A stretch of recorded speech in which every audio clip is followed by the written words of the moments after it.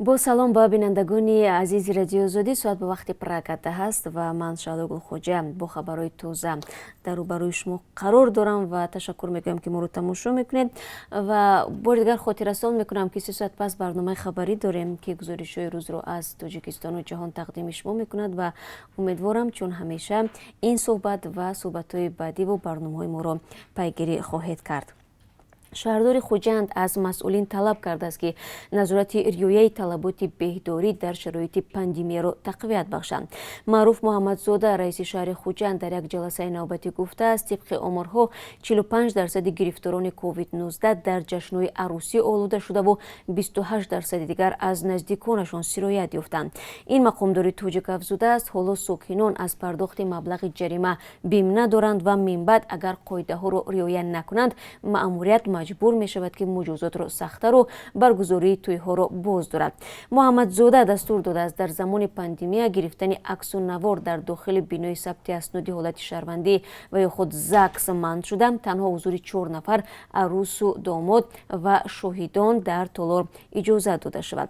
مقامات گفتند که از آغاز همهگیری کرونا ویروس در خوجند 4650 مورد گرفتاری به این بیماری ثبت شده است.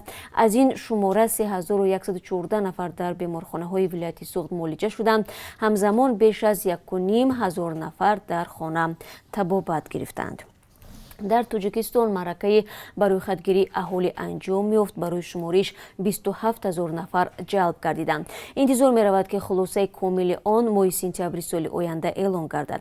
قبلا مسئولین آژانسی آمار گفته بودند که برای خودگیری اهالی طریق 3 اصول به دست آوردن معلومات راه اندازی شده. سوالنامه ها در شکل کاغذی، پرسش های توسط اینترنت و پلنشت های مخصوص الکترونی. در تاجیکستان معمولا در 10 سال یک بار آژانسی آمار در همکاری با دیگر سازمان‌های داخلی و خارجی اهالی کشور را روی خط می‌کند. آمارها شماره اهالی تاجیکستان در سال 1999 را بیشتر از 6 میلیون نشان داده بود.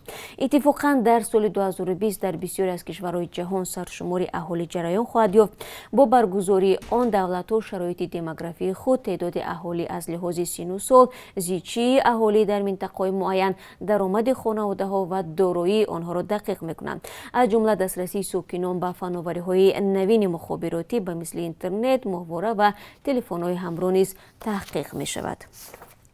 صدها مهاجر ازبکستانی که در مرز ابخازستان با روسیه درماندند امکانی به ازبکستان برگشتن را ندارند و در کوچه می‌خوابند. وزارت کارهای خارجه ازبکستان و سفارت این کشور در روسیه مراجعت شهروندان درمانده را نادیده می‌گیرند. در این باره رسانه‌های محلی ازبکستان با تکیه به مهاجران درمانده خبر می‌دهند. به گفته رینات یوسوپوف ساکن سرخندری ازبکستان، عین حال در ابخازستان نزدیک 2000 مهاجر ازبک درمانده است. آنها به ابخازستان برای کار آمده بودند اما به دلیل بسته شدن مرزها نتوانستند که دوباره به وطنشان برگردند. در ابتدای ماه جاری مقامات ازبکستان وعده کرده بودند که نزدیک 400 تن از مهاجران را به کشور برمیگردانند اما هنوز این وعده اجرا نشده است. مهاجران ازبک گفتند برای بلیط هواپیما مبلغ ندارند. درخواست آنها تنها فرستادن هواپیمای چارتری است اما همان این درخواست به اعتبار گرفته نشده است. در ضمن مهاجران تاجیک نیز از ابخازستان چندین بار به رادیو آزادی مراجعت کرده از مقامات تاجیکستان خواستار بیرون آوردنشان شده بودند. آنها نیز بنابر بسته بودن راهها در وضع ناگوار قرار دارند.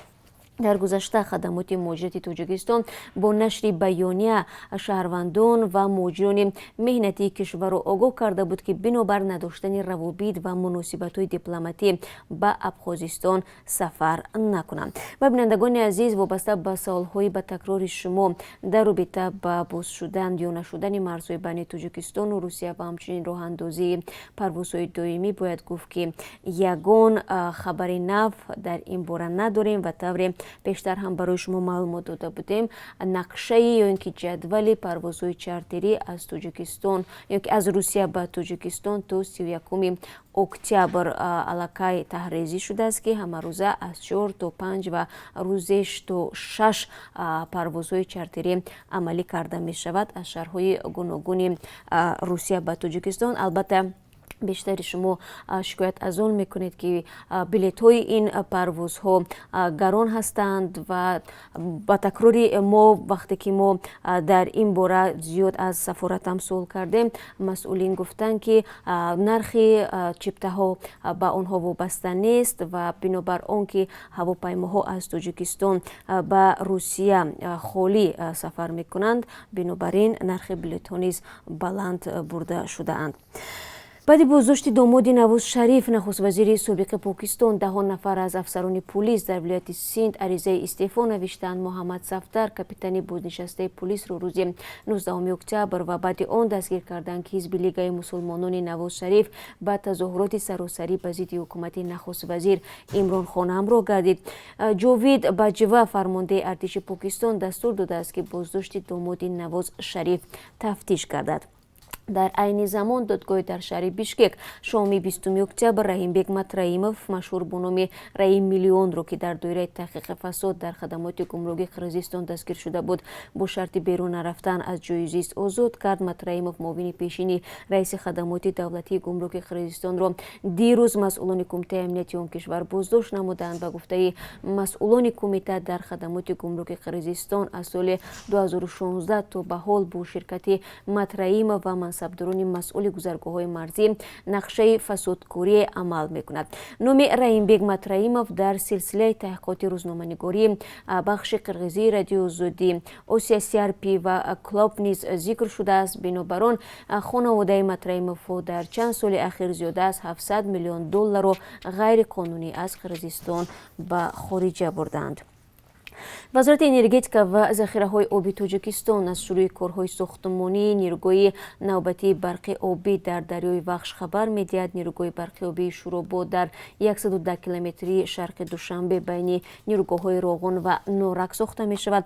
برای بنیاد نیروگاه 1 میلیارد دلار لازم بوده است و حالا تلاش‌ها برای جلب مبلغ‌ها به خاطر این ساختمان ادامه دارد، می‌گوید وزارت.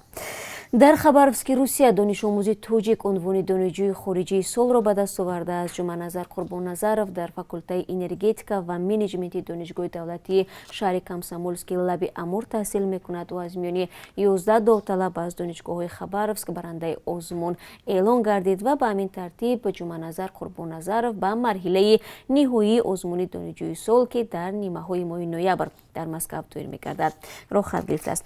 بینندگان عزیز، این چند خبر تازه بود که در این ساعت به دست من رسید. با گزارش‌های روز همانگونه که در بالا اشاره کردم، من شما را در برنامه خبری منتظر خواهم بود که در بخش مستقیم تقدیم شما می شود.